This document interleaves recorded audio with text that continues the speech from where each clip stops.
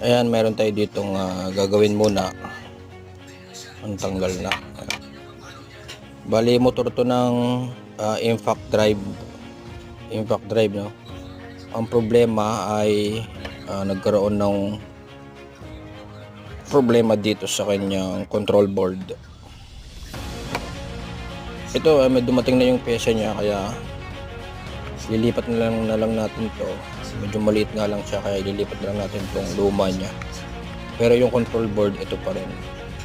So, tingnan natin kung goods ba yung unit.